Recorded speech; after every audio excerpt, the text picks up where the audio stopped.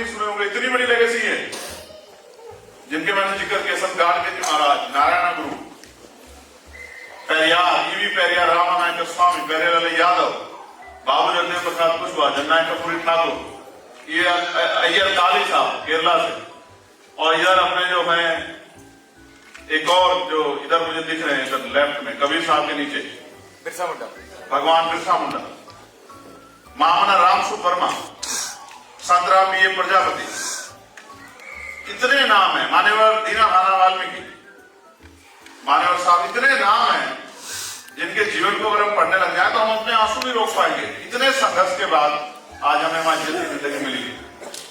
और मैं फिर आपसे कहता हूं, मैंने अपने जीवन में कभी हार मानना नहीं सीखा है, क्योंकि जब मैं जेल गया था 16 महीने के लिए, पहले 29 दिन मैं सो नहीं पाया।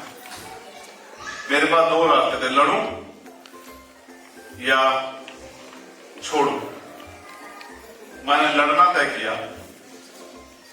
मुझे महसूस हुआ कि छोड़ने का समय अब नहीं बचा। मैं फिर 16 महीने जेल में रहा। 16 महीने लगभग 500 से ज्यादा दिन होते हैं, और मैं 10x6 की 10 फीट लंबी और 6 फीट चौड़ी एक हिस्से में रहता था जेल के, जिसको तन्हाई बोलते हैं। और ये वो एरिया है जो जिन लोगों को फांसी दी जाती थी उनको रखा जाता है कि वो सोसाइटी से अलग थलग हो जाएं। जब उनको फांसी दी जाए तो उनके ऊपर इस तरह का प्रेशर ना बने। मैंने 16 महीने उसमें रातें काटी। हर रात के बाद मैं सोचता था कि किसी न किसी तो सवेरा आएगा कि मैं रोशनी को देखूंगा और बाहर निकल के अपने लोगों के लिए काम करूं। आपको जानकारी दूं कि 4 महीने बाद मेरी बेल हुई। मैं आराम से पढ़ के सोया कि भाई ठीक है, कल सुबह का सूर्य मैं बाहर देखूंगा अपने सामने। रात को 3 बजे मुझे कर्मचारियों ने उठाया जेल के ऑफिसर ने आकर, और मुझे कहा कि आपको एक साइन करना है। तो मैंने कहा इस समय क्या साइन का क्या मतलब है। मैं जब गया ऑफिस में तो मुझे पता लगा कि मेरे ऊपर एनएसए लगा दी, नेशनल सिक्योरिटी एक्ट, और मुझे 12 महीने के लिए फिर से जेल में डाल दिया। तो मैं जब ब्लैक पैंथर के मूवमेंट को पढ़ रहा था तो मुझे याद आ रहा था कि कितना स्ट्रगल होता है। जब हम नेल्सन मंडेला को पढ़ते हैं तो हमें पता लगता है कि स्ट्रगल क्या होता है।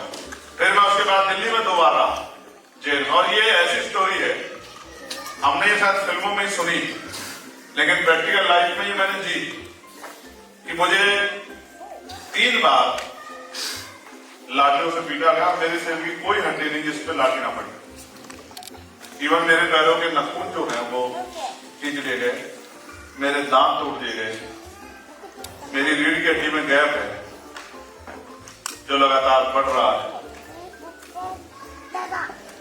मैं समझता हूं कि जानवर को भी इतना नहीं सताया जाता जितना सरकार एक अम्बेडकराइट को उनके खिलाफ लड़ने पर सताने का काम इंडिया में करती है। ऐसे बहुत सारे मेरे भाई जो अभी वहां जेलों में सड़ रहे हैं, जिनको पूछने वाला कोई नहीं, जो किसी ना किसी अपने समाज की, चाहे वो मुस्लिम हो, चाहे वो जैन हो, चाहे वो सिख हो या बौद्ध हो या क्रिश्चियन हो, जो अपनी लड़ाई लड़ते हुए जेलों में गए।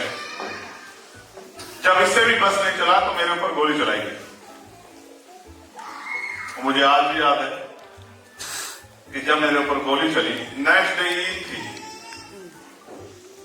तो जब मुझे होश आया तो मुझसे किसी ने कहा कि कल ईद है और आप कोशिश करो कि माहौल ना खराब, आपके समर्थक बड़े गुस्से में हैं। तो मैंने अपील की कि मैं सुरक्षित हूं, सतगुरु रविदास जी महाराज का आशीर्वाद, उनका हाथ मेरे सर पे है, मैं जिंदा। आप लोग ऐसा कोई काम मत करना जिससे कि मेरी आर्मी के ऊपर कोई सवाल ना आए। जितनी मेरी उम्र नहीं, इससे ज्यादा मुकदमे मेरे ऊपर है, जो सारे के सारे लोगों की लड़ाई लड़ रहे हैं। जब एडीआर की रिपोर्ट छपी थी इंडिया में कि सबसे ज्यादा मुकदमे किसके ऊपर है जो चुनाव लड़ रहा था, उसमें मेरा नाम सबसे फर्स्ट। इतना बड़ा छापा गया था, और वो सारे मुकदमे लोगों की लड़ाई लड़ने के हैं। कोई भी मुकदमा किसी फ्रॉड का नहीं,